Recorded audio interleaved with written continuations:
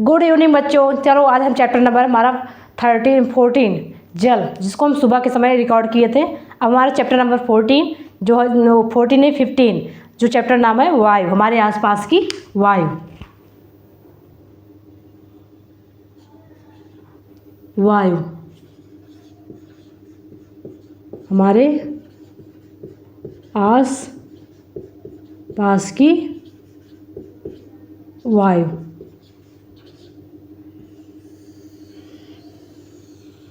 हमारे आसपास की वायु, ठीक ठीक। वायु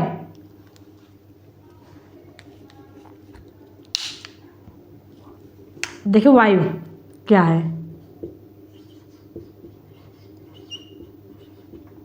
वायु क्या, ठीक, वायु क्या है, ठीक। देखो पहले एक काम करो, ऐसे नाक इधर बंद करो और इसको भी बंद कर दो। अब वो भी बंद करो, इसे मुंह भी बंद करो और दोनों नाक बंद करो। क्या होगा एग्जाम्पल देखो, पहले ऐसे करो, बंद करो, इसको भी बंद करो, क्या होगा।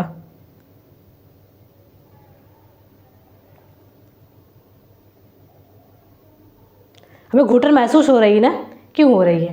क्योंकि हम सांस लेते हैं। तो वायु का प्रयोग किस में होगा? श्वसन। श्वसन में पत्तियों हिलना, पत्तियों का हिलना, कपड़े सूखना,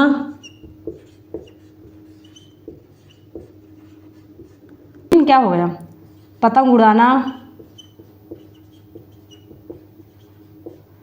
नंबर 4 ओसाना।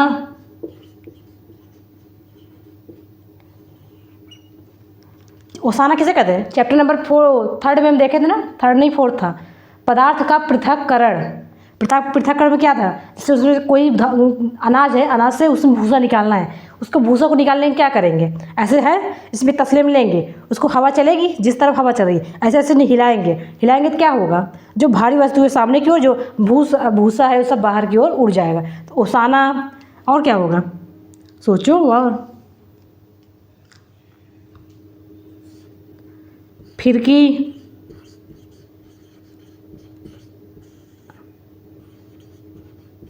आधे, तूफान चलना, ठीक। फिरकी कैसे होती है? एक खिलौना होता है, ऐसे लिए रहते हैं हाथ में, ऐसे फूंकते हैं तो वो चलने लगता है, उसको फिरकी बोलते हैं, ऐसे होता है, ठीक। तो वायु श्वसन में इतना इम्पॉर्टेंट है कि देखो अभी अपना नाक, दोनों नाक और मुंह बंद कर लिए, जस्ट 10 ही सेकंड में, 10 सेकंड में ही हमें जैसे घुटन महसूस हुई। कोई हमारा जैसे हमें ऐसे लग रहा था जैसे अब हमारा क्या होगा, अब हम सांस ही नहीं ले पा रहे, हमारे सब चीज़ बंद हो गया था। तो क्या हुआ? श्वसन हमारे सांस लेने में, हमें जीवित रहने में, जीवन के लिए बहुत ही ज़्यादा इम्पोर्टेंट है। तो श्वसन में बहुत ज़्यादा जरूरी है। इसी को वायु क्या बोलेंगे? प्राणवायु। प्राणवायु, ठीक। जैसे जल, अभी हम देखे थे जल, जल था, जल क्या था? जल ही जीवन है, ठीक। और वायु क्या है? प्राणवायु। जल ही जीवन है, ये तो बात सही है, इसमें कोई डाउट नहीं। पर अगर कोई वायु और जल की तुलना करने के लिए कहे तो वायु को पहले नंबर पे, जल को दूसरे नंबर पे। जैसे हम श्वसन के लिए मतलब सांस नहीं ले पा रहे थे, सिर्फ कितने, जैसे नाक दोनों बंद किए, मुंह बंद किए, जस्ट 1 ही मिनट में हमें लग रहा हमारा सांस फूलने लगा, ठीक। हमें लग रहा है कि अब बॉडी काम नहीं करेगी। तो दूसरा क्या हुआ? जल, चलो पानी हम 1-2 घंटे नहीं पिए, 5 घंटे तक भी नहीं पिए तो क्या होगा? तो भी हम जिंदा रह सकते हैं अगर 5 घंटे भी ना पिए। और ऑक्सीजन, वायु के लिए हमें जस्ट 2 मिनट भी जिंदा नहीं रह सकते। तो प्राणवायु है, तो वायु को क्या बोलेंगे? फिर प्राणवायु है। इसको हर सेकंड ज़रूरत है, हर मिनट ज़रूरत है। 24 घंटे में हम कितनी बार सांस ले, 1 मिनट में हम कितनी बार सांस लेते हैं? लगभग 24 बार, ठीक। तो वायु क्या है, जल क्या है। तो वायु और जल में यही इंपॉर्टेंट है, जल हमारा जीवन तो है ही, हर चीज़ में उसका यूज होता है, लेकिन वायु को हम हर सेकंड यूज करते हैं, हर सेकंड, हर मिनट, हर घंटे ऐसे यूज करते हैं। 2 मिनट भी हम इसके बिना नहीं रह सकते। ठीक, वायु का ये क्या है, रंगहीन, कोई रंगहीन नहीं है, रंगहीन, पारदर्शी, इसके आर पार देखा जा सकता है। कोई कहे हमें 2 किलो हवा दे दो, दे दोगे? अगर कोई हमसे कहे हमें 2 किलो हवा चाहिए, दे दोगे? इसको हम पहले बार देख ही नहीं सकते। तो क्या है, और दूसरा इसमें स्थान घेरती,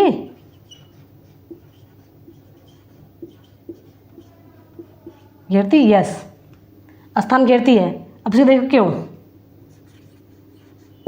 क्यों कहेंगे,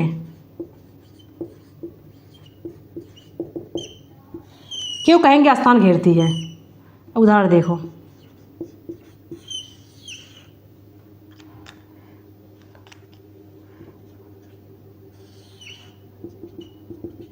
यह है पानी,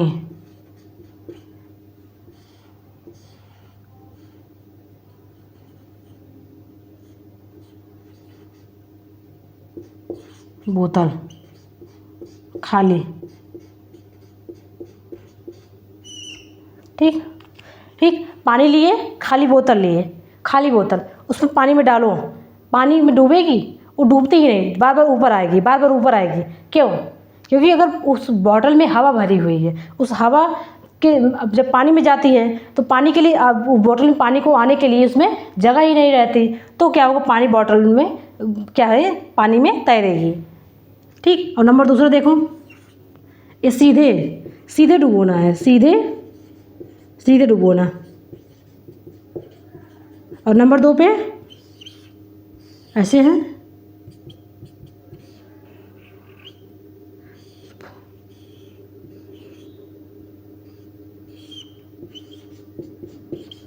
बोतल को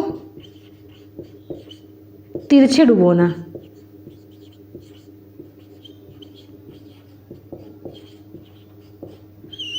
तिरछे डुबोना।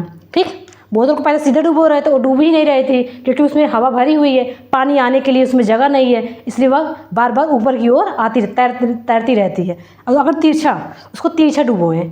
ठीक, बॉटल है पानी में, ऐसे नहीं, सीधा नहीं, ठीक, सीधा नहीं, ऐसे ऐसे तिरछा डुबोए तो क्या होगा, यहाँ से हल्का हल्का हल्का हल्का हल्का हल्का हल्का हल्का क्या, बूंद बुलबुले के रूप में बाहर,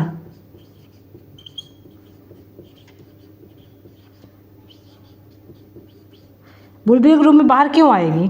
क्योंकि हवा जो है वो बाहर निकल रही है और जल उसमें प्रवेश करने की कोशिश कर रहा है। ठीक, तो इससे स्पष्ट होता है कि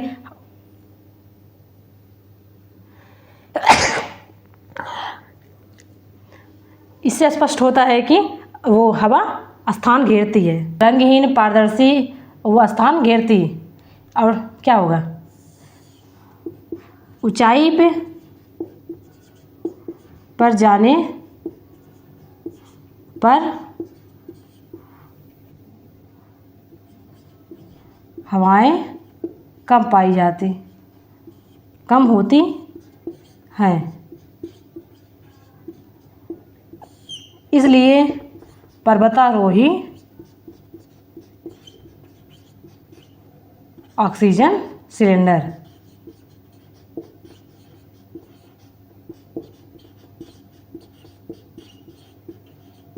ठीक, तो ऊंचाई पर जाने पर हवाएं कम हो जाती हैं।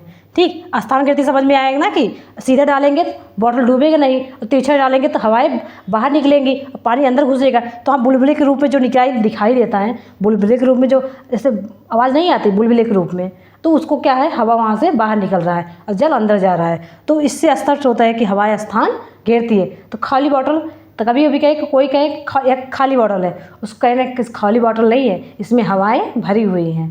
ठीक, अब कोई पूछे कि खाली बॉटल लाओ, तो कह रहे नहीं, खाली नहीं है, इसमें क्या है, हवा भरी हुई है, और ऊंचाई पर जाने पर हवाएं कम पाई जाती हैं, इसलिए वहाँ पर पर्वतारोही ऑक्सीजन सिलेंडर वहाँ पर लेकर जाते हैं। ठीक, तो रंगहीन है, पारदर्शी है, स्थान कम घेरती है। ठीक ठीक, अब वायुमंडल क्या कहते हैं, इसको देखो, वायुमंडल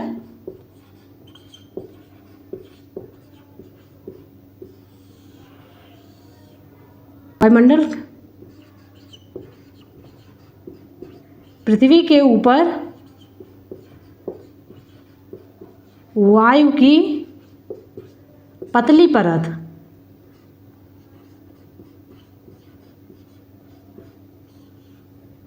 वायु की पतली परत को क्या बोलेंगे? वायुमंडल। ठीक, इसी वायुमंडल में बहुत सी विभिन्न गैसें हमारी रहती हैं। ठीक, तो वायुमंडल, वायु क्या है? वायु हमारे जीवन के लिए बहुत प्राणवायु है। श्वसन में, पत्तियों में, हर चीज़ में जब जो चीज़ महसूस करते हैं वहाँ क्या, तो क्या है वहाँ पे? वायु है। ऐसे हवा चली तो लगता है कि हवा चल रही है, ठंडी ठंडी हवाएं चल रही हैं। तो पारदर्शी होती है, स्थान घेरती है। ऊंचाई पर जाने पर हमें कम होता है वहाँ पे, इसलिए पर्वतारोही ऑक्सीजन सिलेंडर लेकर जाते हैं। नहीं, अगर नहीं लेकर जाएंगे तो सांस लेने की दिक्कत होगी। वायुमंडल किसे कहते हैं? पृथ्वी के ऊपरी वायु की परत को ही क्या कहते हैं? वायुमंडल।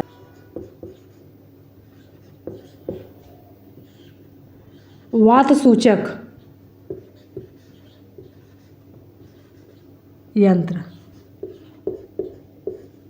वात मीन्स क्या होगा? हवा।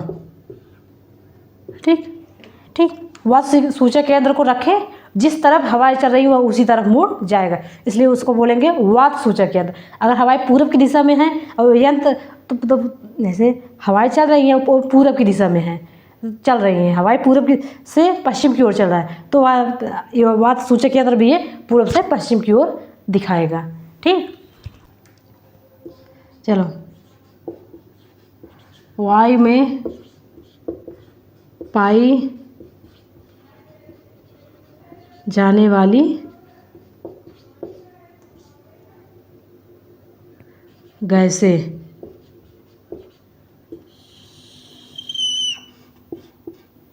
नंबर 1 पे क्या हो जाएगा? चलो पहले सबसे देखते हैं जलवाष्प। पिछले चैप्टर में हम देखे थे ना पिछले चैप्टर में क्या देखे थे? जल वाष्प। ठीक, जैसे कपड़े से सूख कर जो कपड़ा सूखा उसका जल कहाँ गया? जल वाष्प कहाँ पर गया?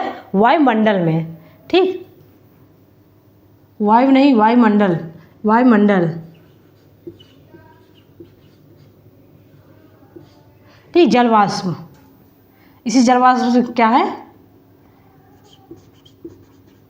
इम्पोर्टेंट? क्योंकि बादल बनने में, बादल बनने में, बादल बनने में, वाष्पोत्सर्जन,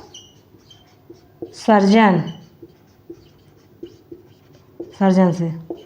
और नंबर 2 पे क्या आएगा? नंबर 2 पे क्या है? नाइट्रोजन।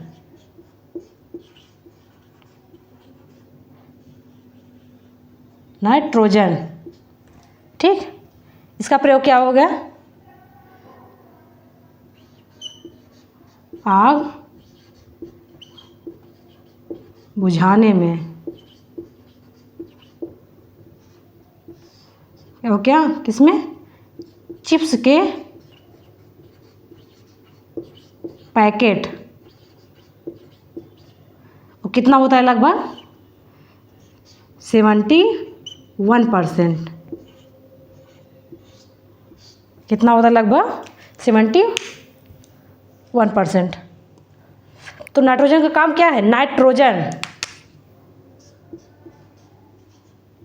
ठीक, कभी सोचे हो कि 71% इसको क्यों दिया गया? क्योंकि ये आग बुझाने का काम करता है। कहीं पर आग लगी हो वहाँ पे N2O डालो तो यहाँ आग नहीं लगेगी। तो आग बुझाने में अगर ये मान लो 10% होता तो हर जगह आग लगी रहती। ठीक, और आगे देखो O2, अभी दिखाते हैं तब समझ आ जाएगा। O2 आग जलने में सहायक।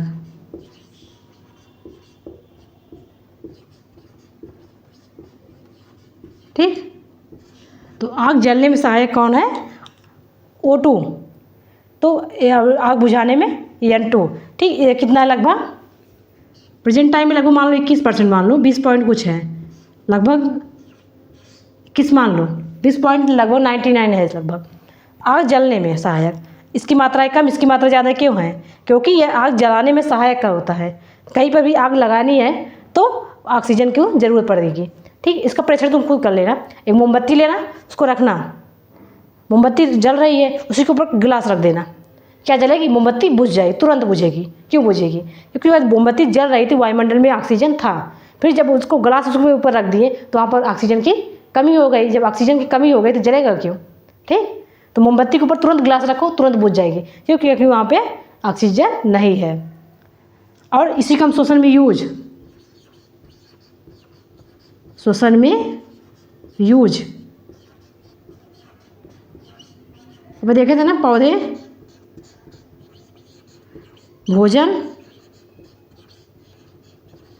भोजन बनाते हैं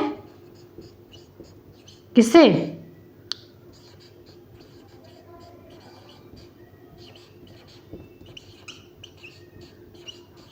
प्रकाश संश्लेषण से। यहाँ क्या होगा? CO2 को ग्रहण और O2 को बाहर। ठीक, तो यही O2 जाकर क्या मिलता है? यही O2 वायुमंडल में जाएगा, तो वायुमंडल क्या जाएगा? वायुमंडल क्यों ऐसे? तो पौधों का O2 बनाना, O2 का ऑक्सीजन मतलब वायुमंडल में जाना, वायुमंडल से लोगों के जीवों में जाना, ठीक, जलने में सहायक करना। इस प्रकार जल क्रियाएँ चलती रहती हैं।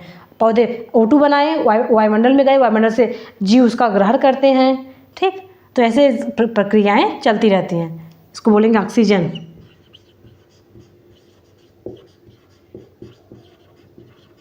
और नंबर 4 पे है CO2, कार्बन डाई ऑक्साइड।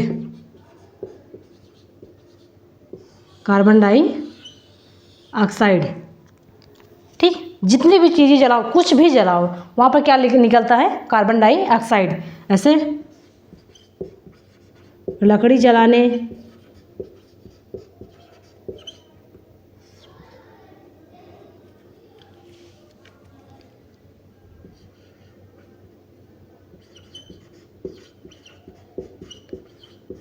अंगीठी जलाने, ठीक, कुछ भी चीज़ें जलाने के लिए वहाँ पर। ये नंबर 3 था। ये नंबर 4, इसका लगभग कितना हुआ? लगभग 1%। हमारा धूल धुआं,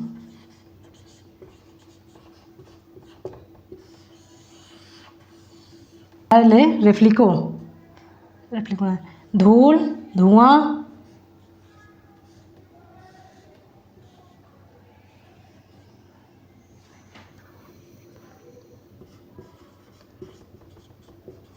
मिट्टी के सूक्ष्म कण,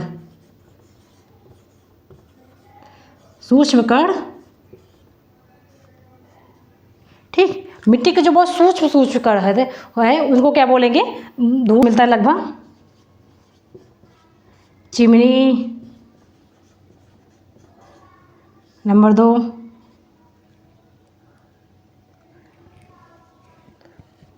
चिमनी बाद क्या हुआ?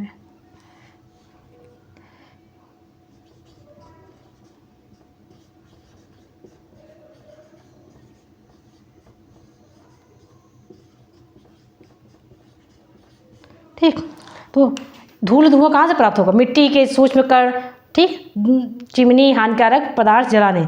ठीक, इसको पता करना हो। ठीक, क्या करना? अंधेरा कमरा रखना, जाना अंधेरा कमरा बंद कर देना, खिड़की से धूप आने देना। ठीक, खिड़की से अगर धूप आएगा, फिर वो धूप के माध्यम से देखना कि धूप में जो आ रहा है, जहाँ से धूप आ रहा है उसके अंदर कितने कितने महीन कण हैं, दिखाई देता है कभी?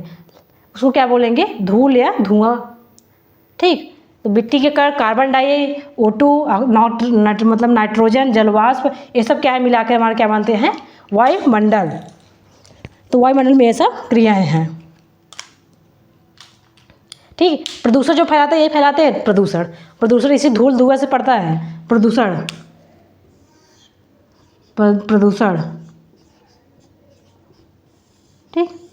ठीक, चिमनी, बड़ी बड़ी फैक्ट्री में चिमनी होती है ना, चिमनी पर उसको लेकर जाकर बहुत ऊपर ऊंचाई तक बनाएंगे, क्योंकि धुआं जाकर बहुत ऊंचाई तक जाए, पर वह पक्षियों के लिए वह हानिकारक होता है कि उतनी ऊंचाई पक्षियाँ उड़ती हैं, फिर उनके लिए वह जब हानिकारक धुएँ वहाँ पर पहुँचते हैं तो उनके लिए वह सर्वाइवल नहीं कर पाते, उनके लिए वह बहुत हानिकारक होता है। कुछ पक्षियों का वहाँ पर मृत्यु भी हो सकता है। तो चिमनी हानिकारक, वहाँ यही प्रदूषण, धूल धुआं से ही प्रदूषण होता है। ठीक, प्रदूषण। तब मास्क का प्रयोग, प्रदूषण से बचने से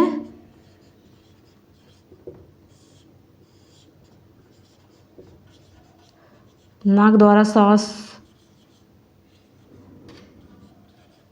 ठीक ठीक। तो प्रदूषण, धूल धुआं से ही क्या होता है, प्रदूषण ज़्यादा हो जाएगा वायुमंडल में, बहुत ज़्यादा ही हो जाएंगे धूल धुआं, तो क्या होगा, प्रदूषण होगा। इन सब बचने का क्या होगा, हम लोग मास्क का भी प्रयोग करते हैं। अभी जो कोविड आया था उस समय लोग मास्क का प्रयोग कर रहे थे। ठीक, और नाक द्वारा श्वास, हमारी दादी दादा सब बोलते हैं बच्चों नाक से सांस लेना, मुँह से नहीं लेना चाहिए।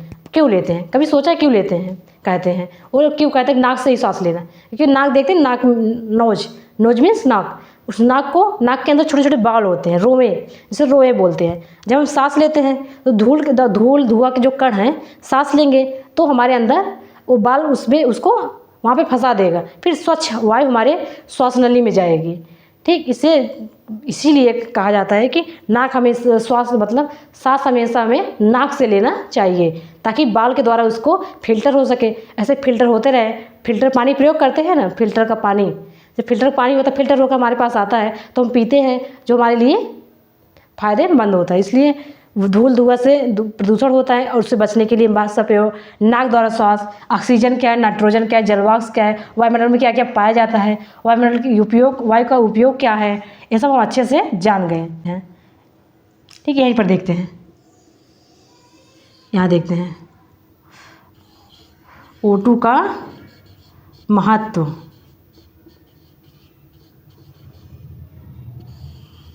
O2 का महत्व। ठीक ठीक। प्रकाश संश्लेषण, O2 बाहर निकला, इसी O2 का प्रयोग क्या करते हैं, जंतु जीव प्रयोग। ठीक, इसलिए क्या कहेंगे, पौधे प्लस जंतु एक दूसरे पर निर्भर। और कौन कौन करता है, चलो मिट्टी के जीव, कभी सोचो मिट्टी के जीव कैसे शोषण करते हैं। मिट्टी के जीव,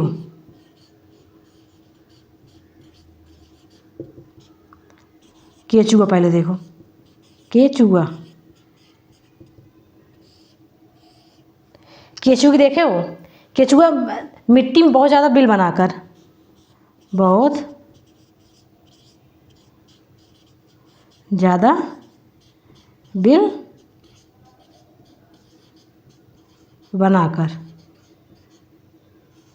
तो बहुत ज़्यादा बिल बनाकर वह हवा को अपने बिल के माध्यम से जैसे तो एक कछुआ है 5-6 बिल बना लिया, हर बिल के माध्यम से हवाएं वहाँ पे अंदर प्रवेश करती रहती है, इसलिए उनका श्वसन का काम चलता रहता है। और जल के जीव, जो जल के जीव जल में रहते हैं, वे घुलित वायु का प्रयोग।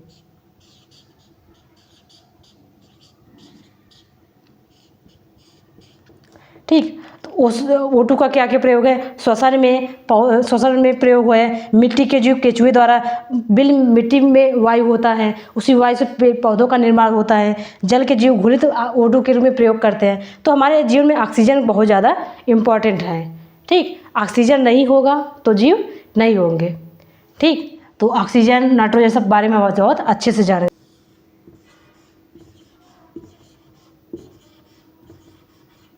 पवन चक्की,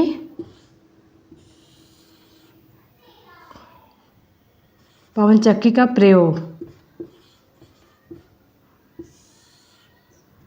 ठीक, पवन चक्की क्या है, पवन चक्की क्या होगा, जो पवन के माध्यम से चले उसको बोलेंगे पवन की चक्की। ठीक, ऐसे होता है, ऐसे ऐसे ऐसे,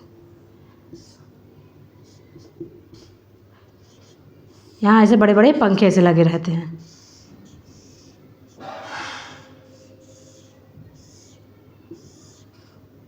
ठीक, ये क्या है? पवन चक्की।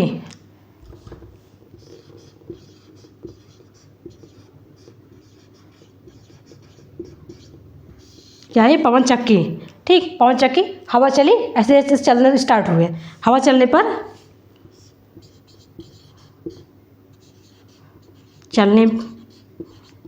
पर चलता, हवा चलेगी तो चलेगा।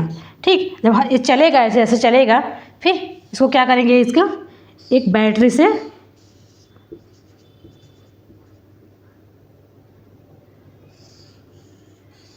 बैटरी को चार्ज,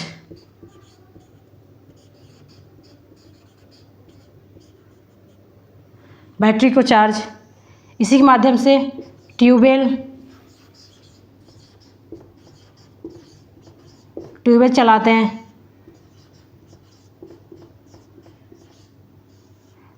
या बल्ब,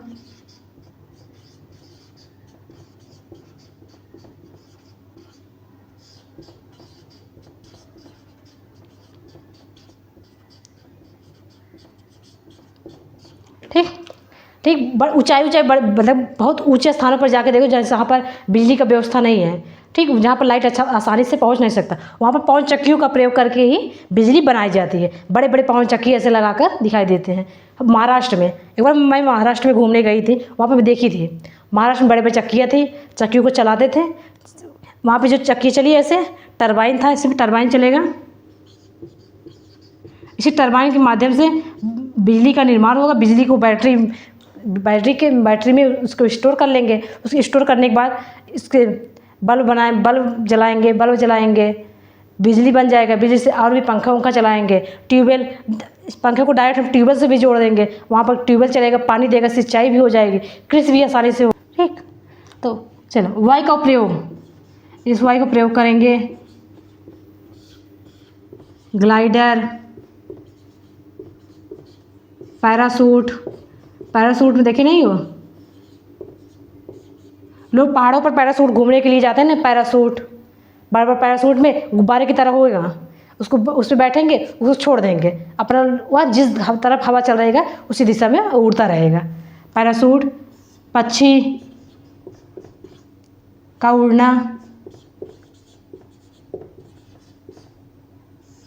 जिस तरफ हवा चलती है पक्षी उसी तरफ उड़ना उनको पसंद आता है, क्योंकि उनको उस तरफ, जिस तरफ हवाएं चले उस तरफ उड़ना आसान हो जाता है। तो पक्षी हवा का प्रयोग इसे श्वसन में हम सब करते ही हैं। ये सब हम दिखा दें बाहर चीज़ में और कहाँ पे कर सकते हैं। ठीक, ट्यूबवेल का, पवन चक्की का, वास्तु सूचक यंत्र।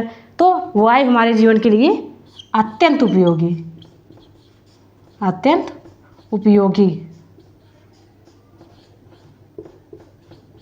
ठीक, इसलिए इसको प्रदूषित होने से बचाना चाहिए। ठीक, जब इतना इम्पॉर्टेंट है, वायु हमारे श्वसन के लिए इतना इम्पॉर्टेंट, हर जीव के लिए इम्पॉर्टेंट है, हर चीज़ के विकास के लिए इम्पॉर्टेंट है, तो उसको प्रदूषित होने से हमें बचाना चाहिए नहीं चाहिए। हर चीज़ को जलाना नहीं चाहिए, जैसे प्लास्टिक को जलाना नहीं चाहिए, हानिकारक पदार्थों को नहीं जलाना चाहिए। अगर हानिकारक पदार्थ है उसको जला दिए, जलाकर वो क्या गए, डायरेक्ट गए वायुमंडल में। वायुमंडल से डायरेक्ट हम हवा ले रहे हैं ना, सांस ले रहे हैं कि नहीं ले रहे हैं। जब हवा से सांस ले रहे हैं तो हमारे बॉडी में जाएगा, बॉडी में हमारी बीमारी उत्पन्न करेगा। तो हवा को हमें प्रदूषित होने से बचाना चाहिए। ये चैप्टर हमारा यहाँ पे समाप्त हुआ। चारों हमारे आसपास की वायु कैसी होनी चाहिए, स्वच्छ होनी चाहिए, ये सब हमें अच्छे से ध्यान देना चाहिए। ठीक, तो यह थी हमारे आसपास की वायु, जिसका हम प्रयोग करते हैं। ठीक, अगला चैप्टर हमारा 16 है लगभग, उसके बाद इस चैप्टर पूरा क्लास 6 का NCERT साइंस पूरा बहुत अच्छी तरह से मैं कंप्लीट करा दी हूँ। इसको रिवीजन करना, नोट्स बना लेगा। क्लास 6 में इससे ज़्यादा कुछ नहीं, कोई भी बुक उठाओ हर चीज़ में यही रहेगा, CBSE ICSE। लेकिन NCERT एक स्टैंडर्ड बुक है। ठीक, स्टैंडर्ड बुक को उस क्योंकि भारत सरकार निकालती है, अब वही निकालती है तो अब हर चीज़ को बच्चे जाने, अच्छा चीज़ जाने तो वही रखेगी ना। इसलिए इस चैप्टर को यही पढ़ना। आगे हम अगला हम क्लास मतलब वो क्या कहते हैं चैप्टर नंबर 16 डालेंगे, उसके बाद हम क्लास 7 स्टार्ट करेंगे।